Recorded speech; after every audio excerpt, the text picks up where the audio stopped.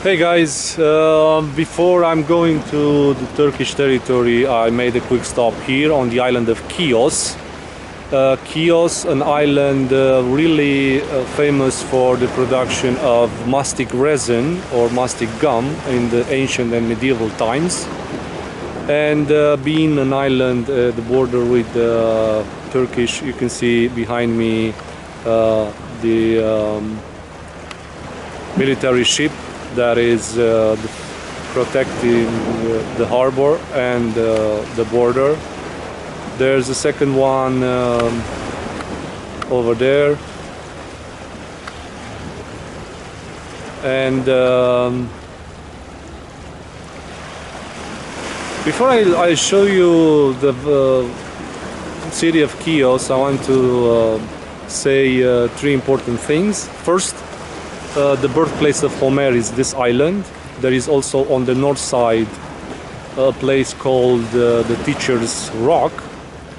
Homer, the famous writer of Iliad and Odyssey. And also it is said that it's the birthplace of Christopher Columbus. Well, he was from Republic of Genoa, but also in that time this island was part of the Republic of Genoa.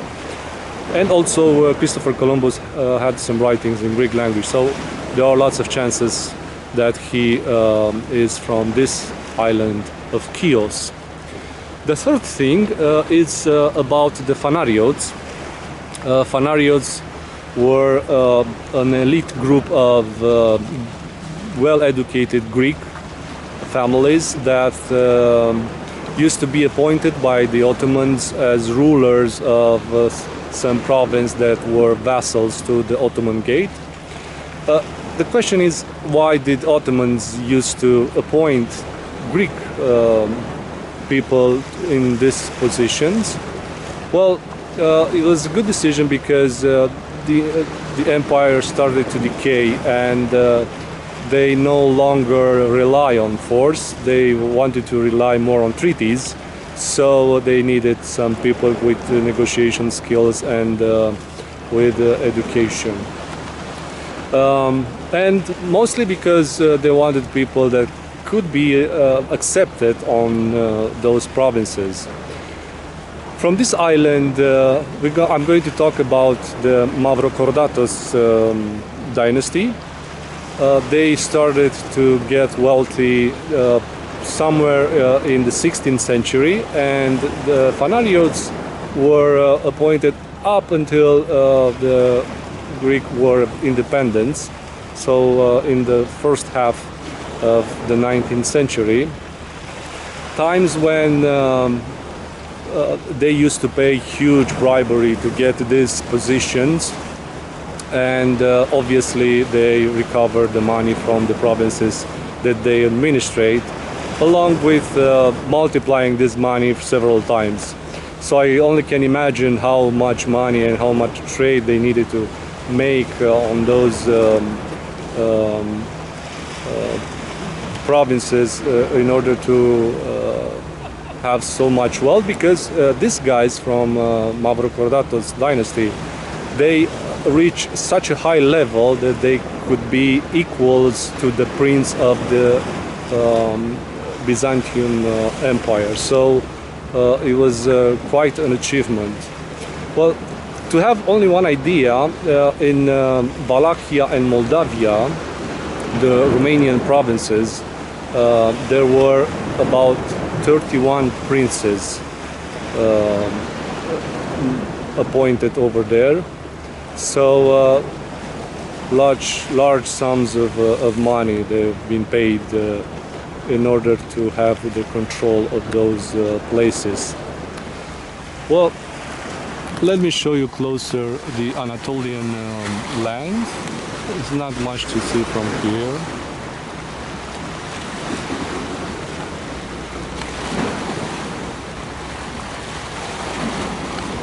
The ships that are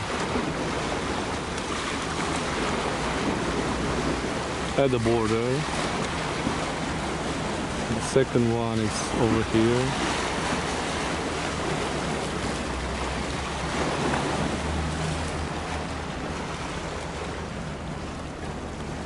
So this is the city of Chios, the capital of the island. Has several museums and some remnants of the Ottoman rule. I think it's the first city on which I've seen a standing minaret. Let me see if I can find it. It's somewhere over there. I just have to be a bit careful.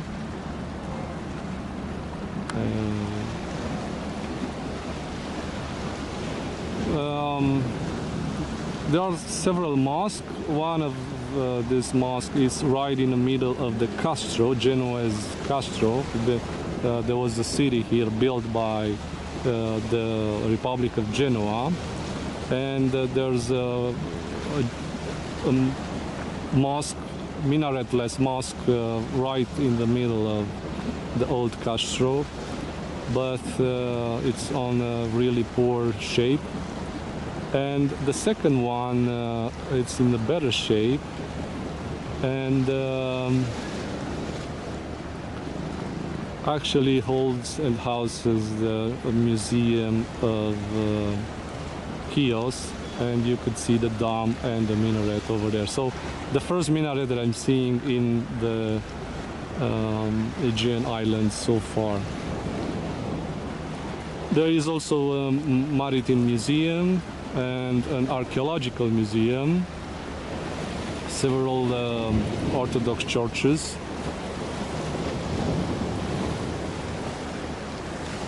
One of them, it's right over there. So the island was ruled mainly of non-Greek rulers, Romans, then Byzantines. After the Byzantines, the Republic of Genoa until the 16th century when the Ottomans came and joined the Greece territory in 1912.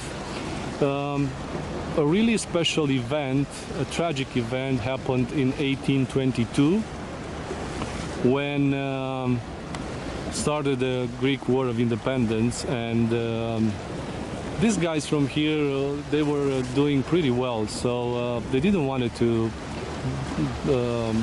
put in danger their prosperity and their security, so they didn't want to fight with the Turks. But a group of them from neighboring island of Samos came here and attacked the Turks.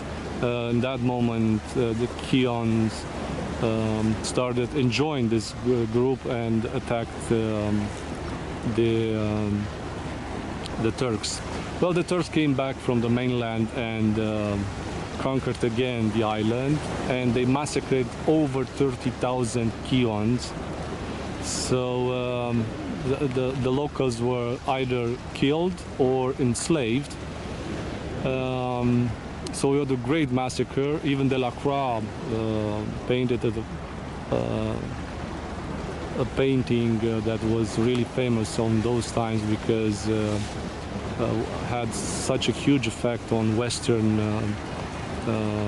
influence about the Greek dream of being liberated from the Turks. So this is Chios, the capital and the island. Over there, there's a monument. Is the monument of the Chian resilience and heroism.